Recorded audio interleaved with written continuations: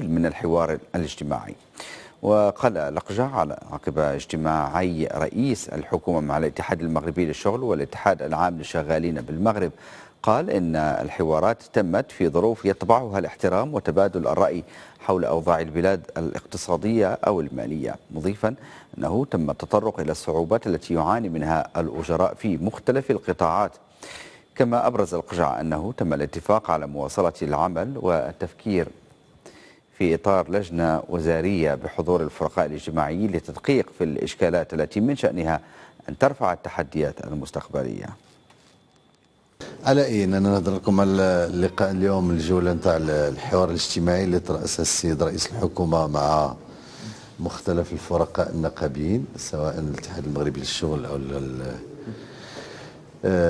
لوجيتيم في الظاهره، وبعدها ستاتي اجتماعات اخرى مع باقي الفرقاء الاجتماعيين.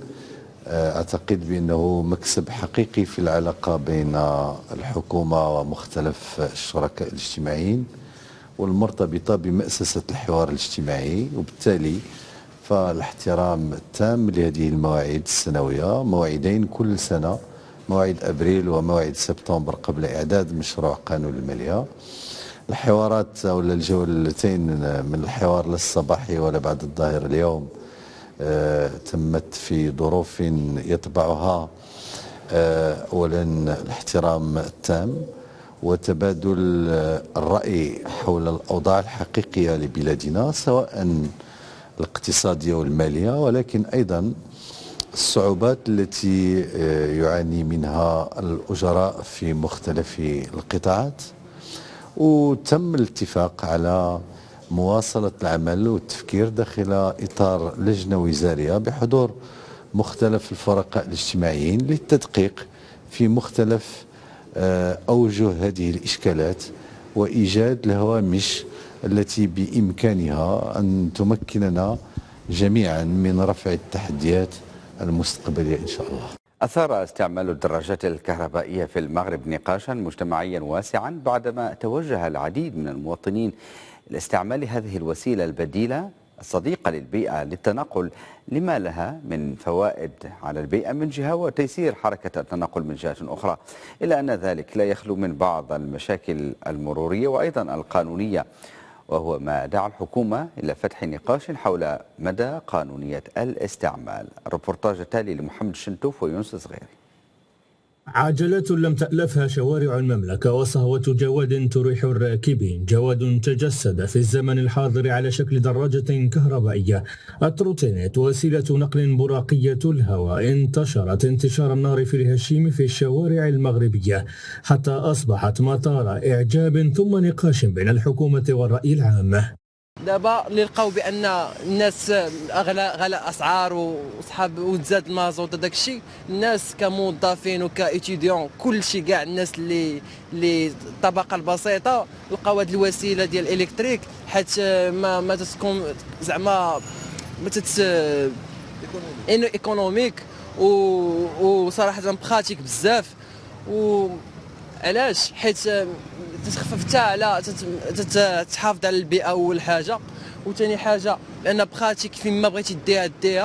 وتتجه الحكومة نحو فرض التأمين ومخالفة السير على الدراجات الكهربائية نظير ما يتسبب استعمالها أحيانا من حوادث سير خطيرة، حيث أشارت وزارة النقل إلى ضرورة خضوع أصحابها للمخالفات الواردة في مدونة السير وإلزامية الترقيم، بينما يتابع التجار أيضا هذا التوجه الجديد باهتمام بالغ. مؤخرا كنتفاجئوا بالقرار ديال الحكومه اللي كيمنع الدراجات الكهربائيه من انهم يتمشاو في الطريق العموميه، نظرا لانهم ما كيتوفروش على وسائل التامين اللي كتحميهم وكتحمي المستعملين الاخرين ديال الطريق. هذا قرار في حد ذاته كيبان قرار غير سليم، لانه الدراجات الكهربائيه في الاونه الاخيره كنلاحظوا على انهم ولاو كيتستعملوا من طرف مجموعه ديال المواطنين، نظرا لانهم ساهلين في الديبلاسمون ديالهم واقتصاديين واصدقاء ديال البيئه. وفي تصريح صحفي سابق قال وزير النقل محمد عبد الجليل أن الهدف من هذه الخطوة هو إدراج الدراجة الكهربائية ضمن المركبات من فئة الدراجات بمحرك، وتحديد أبعادها القصوى وخصائصها التقنية، وتحديد كيفية وشروط المصادقة عليها حسب النوعية وبشكل انفرادي، والوثائق الواجب إرفاقها بطلب المصادقة، وكذلك تحديد كيفية تسجيل هذه المركبات وترقيمها وقواعد سيرها على الطرق وشروط التأمين والمخالفات، فيما يبقى الاستعمال الآمن والعقلاني من طرف المواطن خير وقاية وعلاج من الحوادث المرورية الخطيرة. افتتح البرلمان بمجلسيه أمس الدورة التشريعية الرباعية بعقد جلستين عموميتين بمجلسي النواب والمستشارين، وتأتي هذه الدورة في سياق دولي غير مستقر اقتصاديا وجيوسياسيا بحسب رئيس مجلس النواب، ما يفرض استحضار هذه المعطيات خلال اشتغال المجلس والحضور اليقظ والفاعل والحرص على المردودية الفعلية والاطلاع بالمهام والمسؤوليات المنوطة به وتعزيز الممارسة الديمقراطية وتقوية الوحدة الوطنية. تفاصيل أوفى في ريبورتاج عبد المولى أبو خريص ووسيم حدان. الدورة التشريعية الثانية تنطلق بأجندة مكثفة ورهانات كبيرة، عناوينها الرئيسية استكمال تنزيل ترسانة القوانين الخاصة بورش التغطية الاجتماعية وملف إصلاح صناديق التقاعد وقانون الإضراب والنقابات. نفتتح هذه الدورة في ظل واحد السياق اللي هو معقد، مجموعة الأزمات من طبيعة الحال. البرلمان حاضر في النقاش العمومي بشكل هذا، يعني الإحصائيات تثبت أنه بين الدورتين كان اشتغال.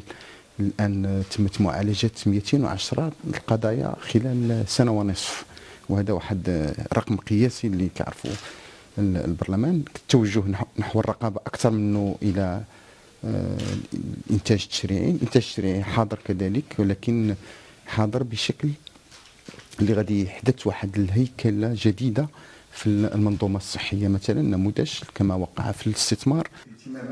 برنامج عمل مكثف ينتظر البرلمان في الدورة الرباعية، ما يتطلب عملا استثنائيا في ظرفية اقتصادية دولية ومحلية صعبة لممارسة مهام التشريع والرقابة على تنفيذ القوانين المنتظرة بمزيد من النجاعة.